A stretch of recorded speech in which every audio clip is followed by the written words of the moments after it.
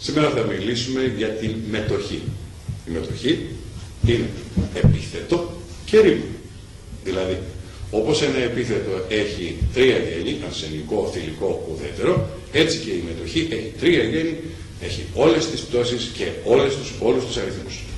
Και βεβαίως, σαν ρήμα, θα πάρει το υποκείμενό της, θα πάρει το αντικείμενό της, το κατηγορούμενο και τους προσδιορισμούς. Τώρα θα δούμε τη μετοχή κυρίως πώς χρησιμοποιείται σαν επίθετο και ως τι λειτουργεί. Σαν επίθετο λοιπόν η μετοχή διακρίνεται σε τρεις μεγάλες κατηγορίες.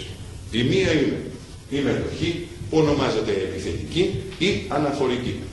Η δεύτερη είναι η μετοχή που ονομάζεται κατηγορηματική, στην πραγματικότητα λειτουργεί ως κατηγορούμενο, και η τρίτη είναι η μετοχή η επιρρηματική, η οποία δουλεύει σαν επίρρημα.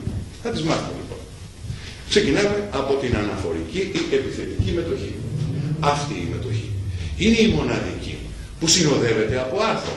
Έτσι μπορεί να πεις ολίων, ολίσας, ολελικός. Έτσι και δείτε λοιπόν μετοχή με άρθρο, θα ξέρετε ότι είναι επιθετική. Υπάρχει όμως και περίπτωση η επιθετική μετοχή να μην συνοδεύεται από άρθρο και τότε τα πράγματα μπερδεύονται ή δεν ξέρουμε πώς θα τη μεταφράσουμε. Ξέρετε γενικώς όμως ότι η επιθετική ή αναφορική μετοχή μεταφράζεται με αναφορική πρόταση. Βάζουμε δηλαδή μπροστά ο οποίος και το ρήμα της μετοχής. Έτσι, ο λίον θα μεταφραστεί αυτός ο οποίος λύνει. Η λίουσα αυτή η οποία λύνει. Δύσκολα πράγματα σας ξαναπαραλαμβάνω είναι όταν η μετοχή δεν έχει άρθρο. Τελείωσε με την επιθετική ή αναφορική. Πάω στην μετοχή την κατηγορηματική. Η μετοχή κατηγορηματική είναι στην πραγματικότητα ένα κατηγορούμενο, αλλά βεβαίως με μορφή μετοχής. Έτσι, αν πούμε ότι ο άγωνης είναι γελαστός, τότε η σύνταξή μας λέγεται είναι το συνθετικό ρήμα, ο άγωνης το υποκείμενο και γελαστός το κατηγορούμενο, επίθετο.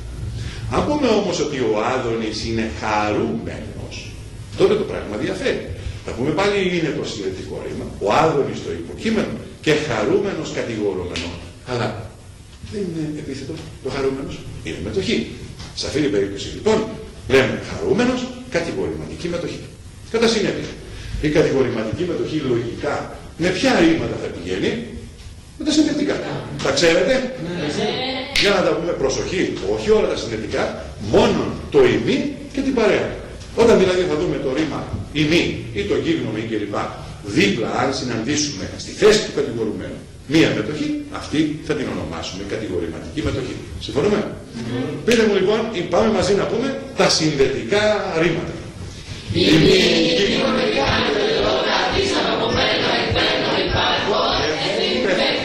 Σωστά, κάποιοι δεν ξέρουν το εφηβεύτηκα, αλλά δεν πειράζει. Να το μάθετε καλύτερα. Δεύτερα ρήματα, και όχι απλώς ρήματα συνδετικά, είναι τα ρήματα του λαγού. Δηλαδή, τα λέω του λαγού γιατί είναι πιο εύκολο να τα μάθουμε. Ο λαγός ήταν κρυμμένος σε ένα θάμνο, ξαφνικά εμφανίστηκε στο ξέφωτο. Για να φάει το χορταράκι του, βλέπει ένα γεράκι από πάνω να ορμάει για να παρατάξει. Τρέχει λοιπόν γρήγορα και φεύγει σαν λαγός και προλαβαίνει και κρύβεται κάτω από έναν θάμνο.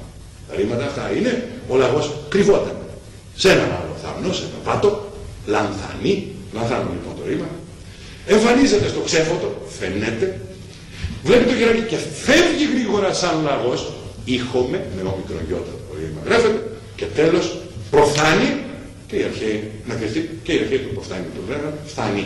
Τα ρήματα λοιπόν του λαγού είναι 4. Λανθάνω, φαίνομαι, ήχομε, θάνο. Πάμε. Λανθάνω, φαίνομαι, ήχομε, θάνο. Αργά. Λανθάνω, φαίνομαι, ήχομε, θάνο. Λανθάνω, φαίνομαι, ήχομε, θάνο. Άλλα ρήματα που πάνε και συνοδεύονται μάλλον από την κατηγορηματική μετοχή είναι τα ψυχικού πάθους ή αλλιώς τα ρήματα της νιώτης. Δηλαδή, αγαπώ, λυπάμαι, αγανακτώ, χαίρομαι, το λέμε και στα νέα ελληνικά, χάρηκα, χαίρομαι να σε βλέπω να μιλάς, χαίρομαι να σ' ακούω, το βλέπετε, το να αυτό, το να σ' ακούω, ήταν κατηγορηματική μετοχή στα αρχαία.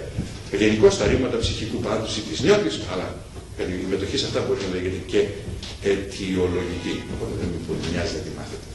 Τα τελευταία ρήματα τα οποία και μας ενδιαφέρουν και οφείλετε να μάθετε, θα τα πούμε αργά και μετά σύντομα, είναι τα ρήματα, τα άρχο, λίγο, πάγωμα. Και επειδή είναι δύσκολο να τα μάθετε, πιο καλά να τα μάθουμε ένα τραγούδι.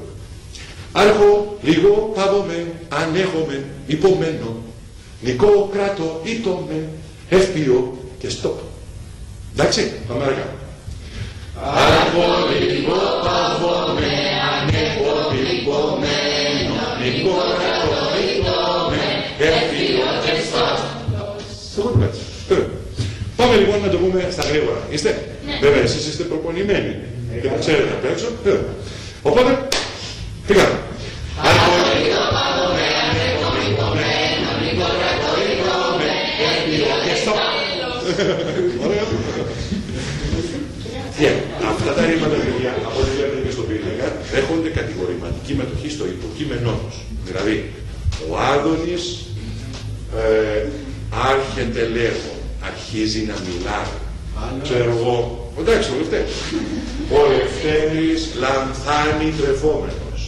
Τρώει κρυφά. Εντάξει. Όμως, τα πιο σημαντικά ρήματα, αυτά που περισσότερες φορές τα συναντάμε να συντάσσονται με κατηγορηματική μετοχή, είναι τα δευτέρας κατηγορίας.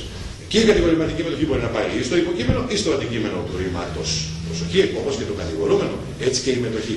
Πουθενά άλλου δεν κολλάει ως επίθετο παρά στο υποκείμενο ή στο αντικείμενο του ρήματος από το οποίο εξαρτάται. Αν δείτε λοιπόν ένα από αυτά τα ρήματα, ψάξτε μήπως έχουμε δίπλα του κατηγορηματική μετοχή. Όχι αυτά τα ρήματα. Δίπλα τους θα είναι η μετοχή. Τα ρήματα λοιπόν αυτά είναι. Ποιος μας το έχει μάθει να το κάνουμε σαν Βαγγέλης? Ωραία. Πάμε λοιπόν αργά, είναι τα ρήματα που δηλώνουν αίσθηση. Τι πέντε αισθήσεις μας? Γνώση, τι άλλο? Μαθαίνω, ναι. Μνήμη. Θυμάμαι. Δείξη. Δείχνω. Δήλωση. Δηλώνω. Αγγελία. Ένα αγγέλο. Έλεγχος. Ελέγχω κάποιον κλπ. Πάμε παιδιά. Χέρια έτσι. Φύγαμε. Αίσθηση, γνώση, μάθηση, μνήμη. Δείξη. Δήλωση. Αγγελία. Έλεγχος. Πάμε δυο φορές. Έτσι κινητικότητα παρακαλώ. Φύγαμε. Αίσθηση, γνώση, μάθηση, μνήμη. Δείξη. Δήλωση. Αγγελία. Έλεγχος. Αίσθηση, γνώση, μάθηση, μνήμη. Δείξη. Δήλωση. Αγγελία. Έλεγχος. Alright, τα ξέρετε. Αυτά για την κατηγορηματική μετοχή. Είναι η πιο σημαντική από όλες τις μετοχές. Αν μία μετοχή πρέπει να ονομαστεί